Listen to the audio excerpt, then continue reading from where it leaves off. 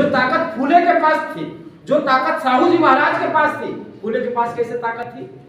क्योंकि फूले माली जाति से, फूलों का बहुत बड़ा व्यापार था, फूलों का बहुत बड़ा कारोबार था उनका, उनके पास धन भी था, अपने संसाधन से आंदोलन चलाने के लायक थे। और चूंकि सामाजिक व्यवस्था में अछूत समाज की तुलना में कम गिराए गए समाज से आते थे। जितना चमार जाति के लोग, दुसाध जाति के लोग या डोम को जितना सामाजिक व्यवस्था में गिराया गया है, उतना यादव को, कोयली को, कुर्मी को नहीं गिराया गया है। तो सामाजिक व्यवस्था से कम गिराए गए समाज में थे, छुआछूत के उतना शिकार नहीं थे। साहू जी महाराज चूंकि एक छोटे से रियासत के राजा थे, कोल्हापुर के, तो साहू जी महाराज के पास एन था, डी था और स्ट्रेंथ था। ज्योतिराव फुले के पास एन था, डी था, स्ट्रेंथ था। लेकिन बाबा साहब अम्बेडकर के पास एन था, डी था, लेकिन स्ट्रेंथ नहीं था। जैसे तैसे करके उन्होंने स्ट्रेंथ पैदा करते थे और इतना बड़ा परिवर्तन लाया। उसके बाद जो तीसरा समीकरण माननीय कांशीराम साहब ने दिया, वो समीकरण था कि m into m is equal to O। किसी भी संगठन का जो संगठन बनता है उसमें तीन चीजें चाहिए। क्या चाहिए? मैन, माइंड और money is equal to organisation. Man, mind, money is equal to organisation, मतलब संगठन। संगठन किससे बनता है? आदमी चाहिए, उसमें आदमी चाहिए ना। अब आदमी हो लेकिन उसके पास मस्तिष्क ना हो, दिमाग ना हो, दिमाग उसका ना चलता हो, उस आदमी का कोई महत्व है क्या?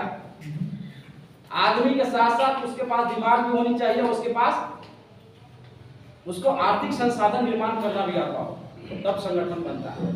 और तीसरा माननीय फार्मूला देते हैं कि self respect movement will be run by self help. आत्मसम्मान का आंदोलन खुद की सहायता से चलाना होगा, खुद की मदद से चलानी होगी। दूसरे का आप हेल्प लोगे, दूसरे का इशारा पे चलोगे, सहारा लोगे, तो दूसरे का इशारा भी मानना पड़ेगा। तो हम जिस समाज का आंदोलन चला रहे हैं उसी समाज का धन लगना चाहिए। धन किसका लगना चाहिए?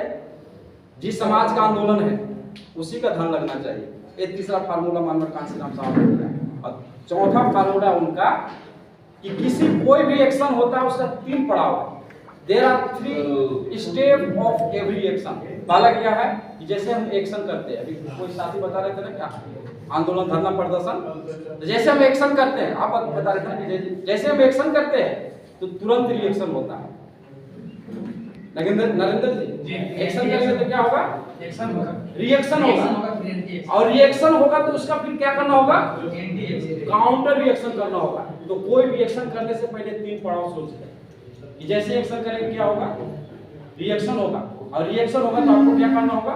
काउंटर रिएक्शन करना होगा। तो माननीय कांशीराम साहब ये चौथा फार्मूला दिए।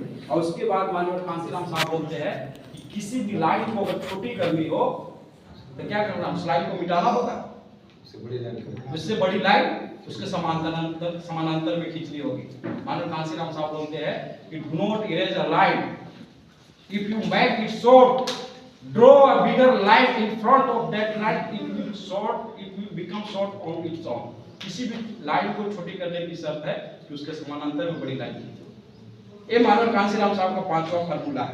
उसके बाद माननीय कांशीराम साहब कहते हैं कि आप कोई भी एक्शन कीजिए, कोई भी एक्शन कीजिए, लेकिन उस एक्शन का एजेंडा पॉजिटिव होनी चाहिए। नेगेटिव एजेंडा सेट करके कोई भी एक्शन नहीं करना। नेगेटिव एजेंडा सेट करके कोई भी एक्शन नहीं करना है। किसी भी एक्शन का एजेंडा जो है वो पॉजिटिव होना चाहिए। इसलिए माननीय कांशीराम साहब कहते हैं, क्या है जी? Fire in heart